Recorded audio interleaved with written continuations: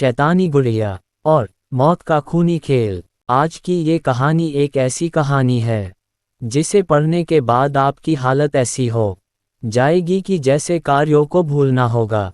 ये कहानी एक शैतानी गुड़िया की है और कैसे उस गुड़िया के प्रकोप ने सबको बुरी तरीके से परेशान किया। आज मैं आपको एक ऐसी कहानी सुनाने जा रहा हूँ जिसे सुनकर आपकी रूह भी कांप जाएगी।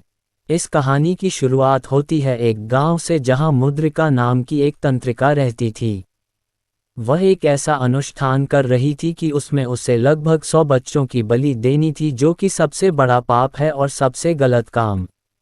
वह अपने शैतान को खोज करके अमर होना चाहती थी, जबकि सच्चाई ये है कि जिसने इस जमीन पर जन्म लिया है उसे एक न एक दिन तो मरना ही है। लेकिन उसकी चाहत कुछ ज़्यादा ही बढ़ गई थी और इसके लिए वह हर रात को एक बच्चे की बलि देना चाहती थी और कोशिश भी यही करती थी कि वह अपने मकसद में हरदम कामयाब रहे।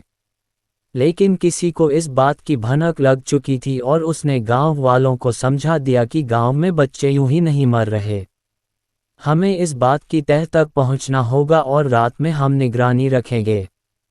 फिर उन्होंने कुछ ऐसा देखा जिसे देखकर आंखें दंग रह गई।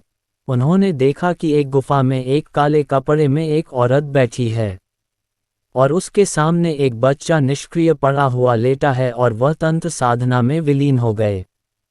तभी गांव के लोगों ने उस बच्चे को उठाकर उससे दूर कर दिया और उसकी साधना को भंग कर दिया। वह तंत्रिका ये सब देखकर वहां से भागने लगी।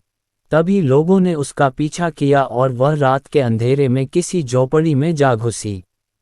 सभी लोगों ने पूरी की पूरी झोपड़ी को ही तेल छिड़क करके आग लगा दी, जिसमें वह तांत्रिक का जलकर मरने लगी। मगर उसने अपनी तंत्र साधना से वहां पर पड़ी एक गुड़िया में अपनी जान डाल दी और गुड़िया को झोपड़ी के खिड़की से फेंकते फेंकते अपना प्राण त्याग भी दिया और उसकी जान निकलते ही उसकी जान उस गुड़िया में चली गई और यहाँ से उस गुड़िया का खूनी खेल शुरू हुआ। वहीं उस गांव में कुछ नए लोग बाहर से रहने के लिए आए थे, उनमें एक बच्ची भी थी। जब वह लोग अपने घर में सो रहे थे तभी उस बच्ची को कुछ आवाज़ें सुनाई देती हैं और वह बच्ची उठ जाती हैं और उठने के बाद वह उठकर बाहर उस जली हुई झोपड़ी के पास पहुंच जाती है। इतना हो जाता पर किसी को भनक नहीं लगती। वहां वह उस गुड़िया को देखती है और उसे उठाकर अपने घर ले आती है।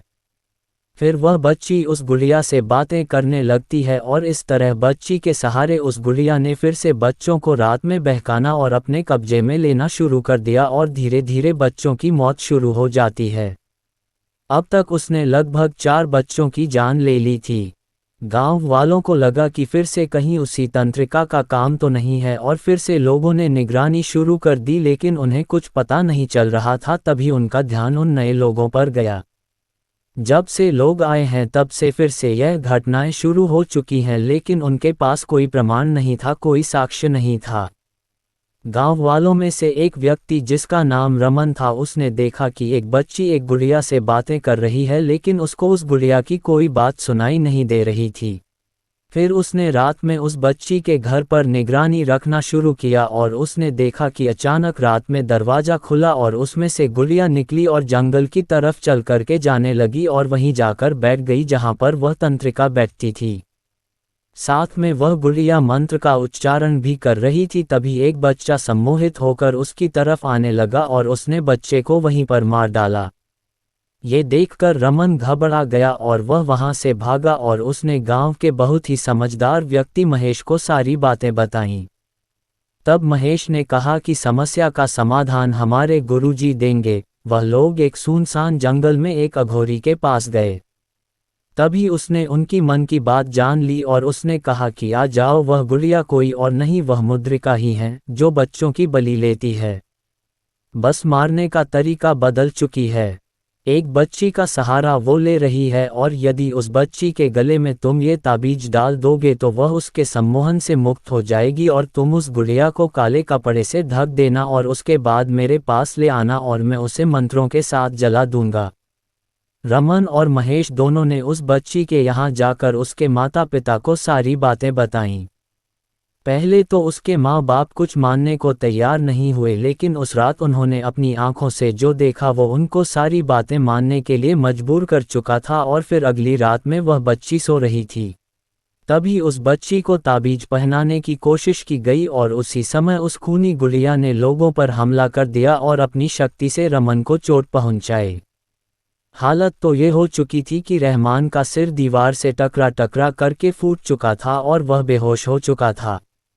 लेकिन महेश बार बार चोट खाने के बाद भी उस बच्ची को ताबीज पहनाने में कामयाब हो गया और जैसे ही उसने उसे ताबीज पहनाई वैसे ही वो गुड़िया जमीन पर गिर पड़ी और महेश ने तुरंत उस पर एक काला कपड़ा डाल दिया और उसे लेकर के गांव के कुछ लोगों के साथ उस अघोरी के पास भागा।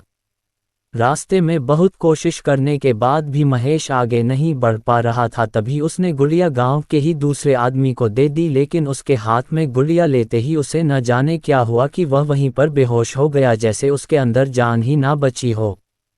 लोग समझ गए थे कि ये गुड़िया उन्हें आगे नहीं जाने देगी, लेकिन तभी वो अघोरी वहां से चलता हुआ उनके पास आया और पास आते ही उसने सबसे पहले अपने मंत्रों से उस गुड़िया को अपने वश में किया और उसके बाद उसे वहीं पर जला दिया।